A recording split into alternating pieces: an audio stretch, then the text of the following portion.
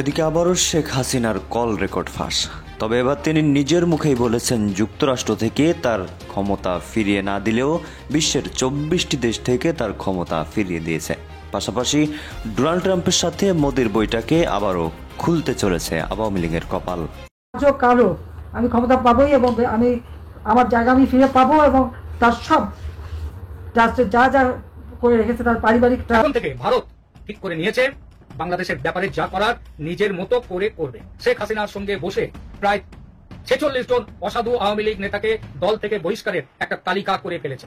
এছাড়া কবে কিভাবে ইউনূস সরকারের পতন ঘটবে এবং সেই পতন ঘটানোর ব্যাপারে কার কি ভূমিকা, প্রথমত আমি ব্যক্তিগতভাবে সেলুট জানাই আমার জায়গা থেকে। বাট আজকে যে সাহস দেখিয়েছে, বিশেষ করেন আপনার হাত থেকে আপনার একটা ডায়মন্ডের টুকরা টিক্কা ফেলা এরকম বড় সাইজের সিদ্ধান্ত, আমি মনে করি যে এর থেকে অনেক দামি। আমি আপনি হলে হয়তো জীবনে এটা মিস করতাম না। সাহসটা কি করছে, অবশ্য এই সাহসটা আজকে একদিনে হয় নাই। একমাত্র প্রতিবাদ সেলুট। বাংলাদেশের মানুষ সারা জীবন মনে রাখবে কি দৃষ্টান্তমূলক বক্তব্য ডক্টর মোহাম্মদ ইউনূস দিলেন, কি ভাষা, কি মাধুর্যতা, কত সুন্দর করে ঈদগাহে দাঁড়িয়ে ডক্টর। দর্শক, দেশ প্রবাস দূরে কিংবা কাছে বসে যারা আমাদের দেখছেন, আশা করি সবাই ভালো আছেন। দর্শক, এই মুহূর্তে পাওয়া খুবই গুরুত্বপূর্ণ এবং গরম একটা সংবাদ আপনারা দেখতে চলেছেন, যেটাকে আমি বলতে পারি এই বছরের সব থেকে গরম খবর। দর্শক, আবারও শেখ হাসিনার কল রেকর্ড ফাঁস।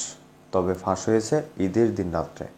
এবার এই কল রেকর্ডে এমন কিছু বার্তা দিয়েছে দেশবাসী কিংবা আওয়ামী লীগকে, যেই বার্তাতে সম্পূর্ণভাবে তিনি বলে দিয়েছেন যে যুক্তরাষ্ট্র থেকে ডোনাল্ড ট্রাম্পের সাথে যোগাযোগ হয়েছে মোদির সাথে এবং সেখান থেকেই শেখ হাসিনার ক্ষমতা ফিরিয়ে দেওয়ার জন্য একটা বার্তা এসেছে এবং সেটাই তিনি সেই কল রেকর্ডে বলেছে। এবং শুরুতে আপনারা শিরোনামে দেখেছেন বিভিন্ন বিস্তারিত বিষয়ে, পাশাপাশি কল রেকর্ডের কিছু অংশ আপনারা শুনেছেন। তো কথা নয়, চলুন আমরা বিস্তারিতভাবে কল রেকর্ডটি শুনে আসি। আশা করি এই বিষয়ে আপনাদের মন্তব্যটা জানাবেন যে আসলে শেখ হাসিনার রাজত্ব ভালো ছিল নাকি ডক্টর ইউনূসের রাজত্ব ভালো আছে, এবং আপনার কি মনে হয় সেটা জানাবেন। তো দর্শক, চলুন একটা লাইক দিয়ে সম্পূর্ণ ভিডিও দেখতে থাকি, আশা করি সঙ্গেই থাকবেন। আজও কারো আমি ক্ষমতা পাবোই এবং আমি আমার জায়গা আমি ফিরে পাবো এবং তার সব যা যা করে রেখেছে তার পারিবারিক trust, Yunus foundation, Yunus trust, এরকম হাজার রকমের ট্রাস্ট করে করে টাকা রেখেছে, ওই সবগুলি বাতিল করে দিয়ে ওই গরিব মানুষকে সব দিয়ে দেওয়া হবে, গ্রামের মানুষকে সব আমরা দান করে দেবো।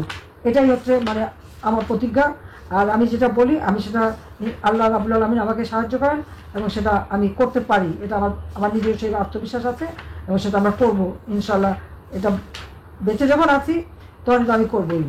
এই বিধবাদের টাকা, স্বামী নিগৃহীতাদের টাকা, প্রতিবন্ধীদের টাকা, মুক্তিযোদ্ধাদের টাকা, যত ভাতা, এই সব টাকাগুলো কিন্তু এরা চুরি করে খেয়েছে, মেরে দিয়েছে আর সব পাচার করেছে। প্রত্যেকটা ছাত্রছাত্রীর জন্য বিনামূল্যে আমরা বই জানুয়ারি মাসের 1 তারিখে দিয়েছি, ওই এখন পর্যন্ত কিন্তু সব বই হাতে দিতে পারে নাই।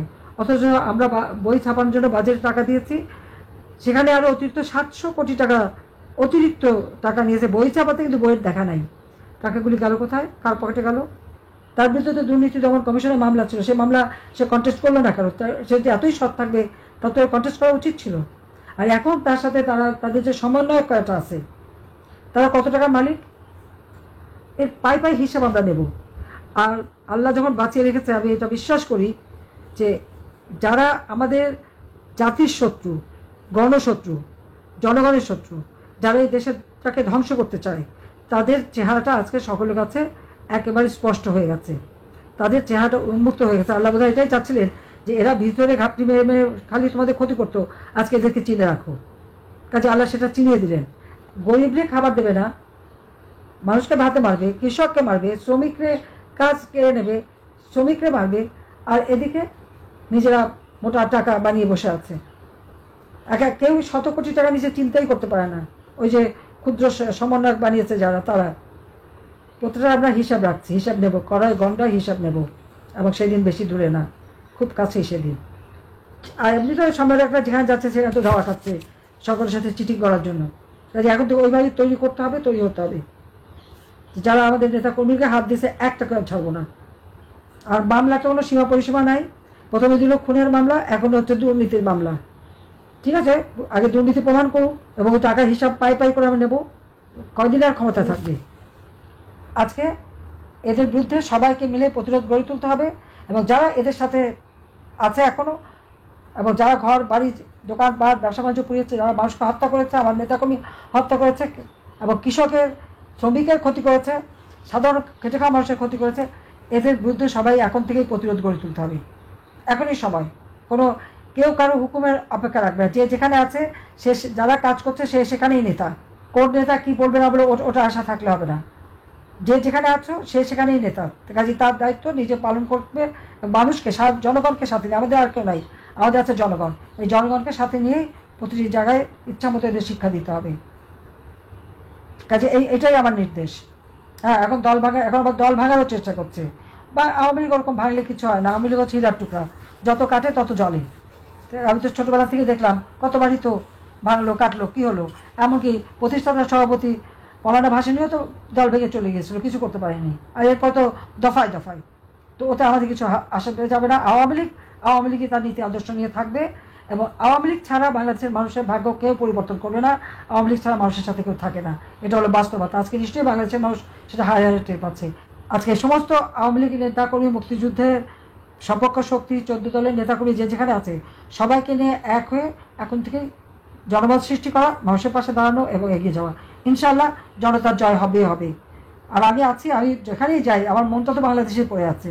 আর আমি বাংলাদেশের সব এলাকায় আমি সবার সাথে কথা বলে যাচ্ছি। কাজেই বেঁচে আছি বলেই তো বলতে পারছি, মরে গেলে তো পারতাম না বলতে, আর জেলে গেলেও তো কথা বলা সম্ভব হতো না। যেহেতু বহুবার গেলাম, ওতে কিছু আসা যায় না। কিন্তু আজকে কথা বলার যে সুযোগটা পাচ্ছি, এটাই তো সবচেয়ে বড় কথা, যে আমি আমার নেতাদের গলা শুনতে পাচ্ছি। প্রায় 46 জন অসাধু আওয়ামী লীগ নেতাকে দল থেকে বহিষ্কারের একটা তালিকা করে ফেলেছে। কেন?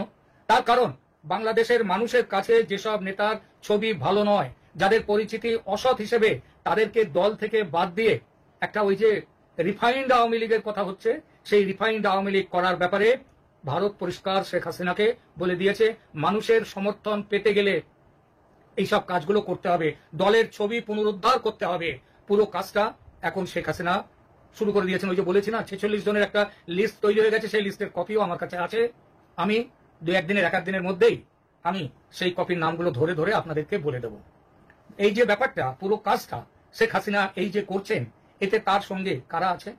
ইন্ডিয়ান ইন্টেলিজেন্স, ভারতীয় গোয়েন্দা সংস্থাগুলোর সঙ্গে আরো পরিষ্কারভাবে বলতে গেলে পুরো ব্যাপারটা কোঅর্ডিনেট করছেন অজিত ডোভাল। এই ব্যাপারটি কিন্তু ওয়াকারুজ্জামান সাহেবকেও জানিয়ে দেওয়া হয়েছে। এছাড়া কবে কিভাবে ইউনূস সরকারের পতন ঘটবে এবং সেই পতন ঘটানোর ব্যাপারে কার কি ভূমিকা, মানে মূলত ভূমিকার মাথায় বসে রয়েছেন দুজন, নিচে তো আরো অনেকেই। এই দুজন হচ্ছেন প্রেসিডেন্ট শাহাবুদ্দিন চুপ্পু এবং সেনা প্রধান ওয়াকারুজ্জামান। কার কি ভূমিকা হবে, কি করতে হবে, সেসব খুঁটিনাটি পর্যন্ত পাকা করে ফেলেছেন শেখ হাসিনা। বাংলাদেশের এখনো যিনি ন্যায়ত আইনত বৈধ পথের প্রধানমন্ত্রী তিনি এগুলো ওই যে আগেই বললাম ভারতের গোয়েন্দা সংস্থার সঙ্গে আলাপ আলোচনা করে সব ব্যাপারটা করছেন। এই ইউনূসের যে সরকার, সেই সরকারকে ফেলে দেওয়ার জন্য তার পতন ঘটিয়ে আবার সে দেশে ন্যায়ত গণতান্ত্রিক সরকার এবং শেখ হাসিনার নেতৃত্বে তৈরি সরকার তৈরি করবার জন্য ভারত আবার চেষ্টা শুরু করে দিয়েছে এবং শেখ হাসিনার সঙ্গে যৌথভাবে আলোচনা করে এই যে শেষ লড়াই, এই লড়াই খুব শীঘ্রই শুরু হতে চলেছে, এটা বলাই যায়। প্রেক্ষাপটটা একই, বাট গ্রুপটা ভিন্ন। গতকালকে বিএনপি এবং জামাতের নেতাকর্মীদের একটা কমন স্টেটাস ছিল প্রায় 15 বছর পর নির্ভয়ে ঈদ করেছে। এই যে নির্ভয় শব্দটার মেইন ব্যাখ্যা হচ্ছে লোকালি মামলা এবং কি যে লোকাল অনেক জায়গায় অনেক বিএনপি নেতাকর্মীরা ছিল বা জামাতের নেতাকর্মীরা ছিল লোকাল মানুষ কর্তৃক নির্যাতিত হয়েছেন, যারা ডরে ভয়ে ঈদের দিন হয়তো বাড়িতে লুকিয়ে এসেছেন রাতের আধারে, আবার অনেকে দিনের আলোতে ঈদগাতে নামাজ পড়তে পারেন না। ঠিক একই দৃশ্যপট আমরা দেখছি গতকালকে আওয়ামী লীগের নেতাকর্মীদের। শেখ হাসিনার ঈদ কেমন কেটেছে? বাংলাদেশ আওয়ামী লীগের যে অফিসিয়াল ভেরিফাইড ফেসবুক পেজ আছে, ঠিক চাঁদ রাত যেটা আমরা বলি আর কি, সেই রাতে দেখলাম আমরা যে আওয়ামী লীগের অফিসিয়াল ফেসবুক পেজ থেকে শেখ হাসিনার পক্ষ থেকে সবাইকে ঈদের শুভেচ্ছা জানানো হয়েছে। বাট যে নেতাকর্মীরা দেশে এবং বিদেশে আছে, বিদেশে যারা আছে তারা সবাই ভালো ঈদ কাটাইছে, ইহাতে কোনো সন্দেহ নেই। তবে ওই যে সেই জনপ্রিয়তা অথবা ঈদের মাঠে বয়ান দেওয়া, ঈদের পরে সালামি বিতরণ করা, তারপর দিনভর এই প্রোগ্রাম সেই প্রোগ্রামে যাওয়া, যে জাঁকজমকপূর্ণ বিলাসিতা বা রাজকীয়তা, সেইটা তারা সবাই গতকালকে মিস করেছে। দেশে থাকা আওয়ামী লীগের নেতাকর্মীরা তারা ছিল সবচেয়ে বেশি বিপদে, কারণ অনেকের নামে এই মুহূর্তে মামলা হয়ে আছে। আবার লোকালি যেমন এই যে উপদেষ্টা মাহফুজের বাবা যে কারণে তিনি মারধরের শিকার হয়েছেন, লোকালি অনেক আওয়ামী লীগের নেতাকর্মীরা হয়তো রাতের আধারে বাড়িতে আসছে অথবা গোপনে বাড়িতে আসছে, এই খবর পাইয়া অনেক জায়গায় বিএনপি, অনেক জায়গায় জামাতের নেতাকর্মীরা তাদেরকে টার্গেট করেছে, তাদেরকে দৌড়ানি দিছে। তো এরকম একটা বড় অংশ কিন্তু গতকালকে তারা ঈদ কেটেছে। আবার বাংলাদেশের ভেতর থেকেও ঈদের নামাজ যার বাড়ি কুমিল্লা সে পড়ছে সিলেট, যার বাড়ি সিলেট সে পড়ছে ঢাকা, এরকম ভাবে ভাসমান লেভেলে গতকালকে আওয়ামী লীগের ম্যাক্সিমাম নেতাকর্মী যারা লাইনে ছিলেন, আই মিন হচ্ছে ধরেন একটু বড় বড় নেতা ছিলেন অথবা লোকালি এবারটা এই আমার চিনস বা বিভিন্ন জায়গায় যারা অপকর্ম জুলুম করছেন তারাও যেমন আছেন, আবার আওয়ামী লীগ করছেন কোনো অপরাধ করেন নাই, কোনো দুষ্কৃতিকারী হিসাবে ব্যক্তিত্ব হিসাবে পরিচিত না, বাট তারপরেও সরকারের পট পরিবর্তনের কারণে অনেকের নামে মিথ্যা এবং ভুয়া মামলা হয়েছে। তা আমরা যতদূর দেখেছি বা বিভিন্ন জায়গা থেকে আওয়ামী লীগের যে বক্তব্যগুলো আসছে যে গতকালকে শেখ হাসিনা এবং শেখ রেহানা তারা আপনার দিল্লিতে যে বাড়িতে নিরাপদে আশ্রিত আছেন সেখানে তারা ঈদ করেছেন, এবং কি দলের যারা সিনিয়র নেতাকর্মী ভারতে পলাতক তারা কেউই ওনার সাথে দেখা করতে পারেনি, তবে সবার সাথে নাকি ফোনে কমিউনিকেশন হয়েছে। আবার কলকাতার গণমাধ্যম বলছে যে আওয়ামী লীগের বড় একটা অংশ এই মুহূর্তে কলকাতায় আছে। আবার আমাদের স্বরাষ্ট্র উপদেষ্টা তিনিও কিন্তু বলছেন যে কলকাতাতে আওয়ামী লীগ বসে বসে ষড়যন্ত্র করছে, এবং ঈদের আগে তারা সবাই ওইখানেই অবস্থান নিয়েছে। এই মুহূর্তে কলকাতা হচ্ছে মিনি আওয়ামী লীগ পাড়া, মানে বাংলাদেশ থেকে যারাই যাচ্ছে কলকাতা কেন, মেইন কারণ হচ্ছে কলকাতার খাবার, ভাষা, সেখানকার সংস্কৃতি, কালচার যা আছে এটা অনেকটাই বাঙালি ধাঁচের, যার কারণে অন্যান্য অঙ্গরাজ্যের তুলনায় বা রাজ্যের তুলনায় কলকাতাটা অধিক নিরাপদ। এর উপর আরেকটা বিষয় আছে, ভারতবর্ষে এই মুহূর্তে বাংলাদেশিদের উপর একটা বড় ধরনের ধরপাকড় চলছে, তো সেই কারণেও কলকাতা তুলনামূলক অনেকটা নিরাপদ, যার কারণে অধিকাংশ আওয়ামী লীগের নেতাকর্মীরা তারা কলকাতাতেই ঈদ উদযাপন করেছেন। এখান থেকে শিক্ষণীয় বিষয় আছে, আওয়ামী লীগের জন্য যেমন আছে বিএনপি জামাতের জন্য তেমন আছে। ক্ষমতা চিরস্থায়ী না। শেখ হাসিনার দেখেন গতবার হলে ঈদের সময় তিনি বঙ্গভবনে যাইতেন, গণভবনে যাইতেন, বিভিন্ন রাষ্ট্রের গুরুত্ব বিদেশিরা দেখা সাক্ষাৎ করতে তিনি স্পিচ দিতেন, জাতির উদ্দেশ্যে ভাষণ দিতেন, যেমনটা গতকালকে ডক্টর মোহাম্মদ ইউনূস দিয়েছেন। আর আজকে তিনি কোথায়? একটা ছবি ঠিক মতো নাই, একটা নিউজ নাই, তিনি যে দুনিয়াতে বাইচে আছেন সেটাই আসলে এক ধরনের মানে সন্দেহ, তিনি আসলে বাইচে আছেন কিনা, আসলে ভারত আছেন কিনা, না বাংলাদেশে আছেন, নানান প্রশ্নের জায়গাটা তৈরি হয়েছে। শিক্ষণীয় একটা, ক্ষমতা চিরস্থায়ী না, ক্ষমতার যারা অপব্যবহার করে তাদের জন্য যুগে যুগে এগুলো নসিহত হয়ে থাকবে। দর্শক, ভারতের জন্য আবার একটি বড় ধরনের আঘাত, সেটি হচ্ছে এবার ভারতের যে গণতন্ত্র অত্যন্ত ঠুনকো, ভারতের যে সংসদ, সেই সংসদ যে একটা ফ্যাসিস্ট সংসদ, তার জন্য আইপিইউ অর্থাৎ 181টি দেশের পার্লামেন্টকে সমন্বয়ে যেই ফোরাম, তার নাম হচ্ছে আইপিইউ, যাকে বলা হচ্ছে যে বিশ্বের বিভিন্ন দেশের পার্লামেন্টের সম্মিলিত ফোরাম হলো এই আইপিইউ। পৃথিবীর মোট 180টি দেশ এর সদস্য, সুইজারল্যান্ডের জেনেভায় এই সংস্থার সদর দপ্তর। সেই আইপিইউ নিন্দা করেছে, তিরস্কার করেছে ভারতকে, যে ভারত একজন এমপি তার অধিকার খর্ব করেছে। এই জন্য পুরো দেশটাকে, মানে পুরো ভারতকে তিরস্কার করেছে আইপিইউ। দর্শক, খুবই ইন্টারেস্টিং, মহুয়া মৈত্রকে বহিষ্কারের ঘটনায় ভারতের আইপিইউ এর তিরস্কার, ভারতকে আইপিইউ এর তিরস্কার। কেন?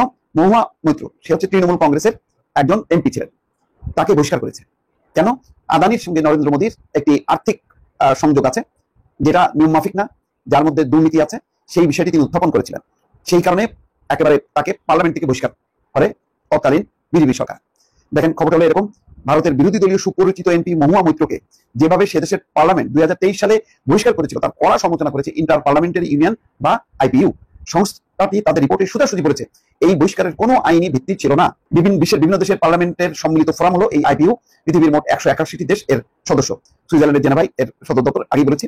এবং এটা মূলত বিভিন্ন দেশের যে গণতান্ত্রিক দেশগুলো আছে, সেই গণতান্ত্রিক দেশে নির্বাচিত পার্লামেন্ট আছে, সেই পার্লামেন্টগুলোর একটি ফোরাম। মহুয়া মৈত্র 2019 সাল থেকে ভারতের তৃণমূল কংগ্রেসের একজন এমপি এবং শিল্পপতি গৌতম আদানির সঙ্গে দেশটির প্রধানমন্ত্রী নরেন্দ্র মোদীর কথিত আতাত বা নেক্সাসের বিরুদ্ধে তিনি দীর্ঘদিন ধরে পার্লামেন্ট এবং পার্লামেন্টের বাইরে সরব ছিলেন, এবং এটাই ছিল তার কাল বা তাকে বহিষ্কারের পিছনে মূল কারণ, যে তিনি ওই যে মোদীর সঙ্গে যে আদানির যে একটা অনৈতিক বা আতাত আছে বা নেক্সাস আছে, অর্থাৎ টাকা পয়সা লেনদেন সংক্রান্ত যেই সম্পর্ক, সেই সম্পর্কটাকে নেক্সাস বলা হচ্ছে, তার বিরুদ্ধে তিনি সরব ছিলেন।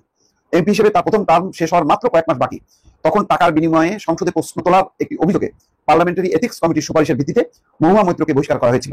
এখন সেই ঘটনাটি খতিয়ে দেখার পর আইপিইউ এটা তদন্ত করে বলছে যে ওই পদক্ষেপ নেওয়া হয়েছিল একটি বিতর্কিত রিপোর্টের ভিত্তিতে এথিক্স কমিটিতে, এবং কোনো ঐক্যমত্য ছাড়াই সেটি গৃহীত হয়েছিল। ঐক্যমত্য হয়নি, তারপর সংখ্যাগরিষ্ঠতার জোরে সেটা গ্রহণ করা হয়। মহুয়া মৈত্রকে বহিষ্কারের যেই সিদ্ধান্ত, সেটা ঐক্যমত্য ছাড়াই ওই এথিক্স কমিটি গ্রহণ করে। সবচেয়ে বড় কথা, অভিযোগটা যাকে নিয়ে, সেই মহুয়া মৈত্রকে সবাই। তো দর্শক, দেখলেন খুব গুরুত্বপূর্ণ প্রতিবেদন। এতক্ষণ আমাদের সাথে থাকার জন্য সবাইকে ধন্যবাদ জানাচ্ছি, পাশাপাশি ধন্যবাদ জানাই আজকের আমাদের ভিডিওর আলোচক বিন্দুদের, যারা এতক্ষণ আপনাদের সামনে গুরুত্বপূর্ণ আলোচনা পেশ করছিল। দর্শক, এখন এই বিষয়ে আপনাদের মতামত কী হবে এবং আপনি কি বলতে চান অবশ্যই কমেন্টে জানাবেন। দর্শক, তো ভালো থাকুন, সুস্থ থাকুন, দেখা হবে অন্য কোনো ভিডিওতে। ধন্যবাদ।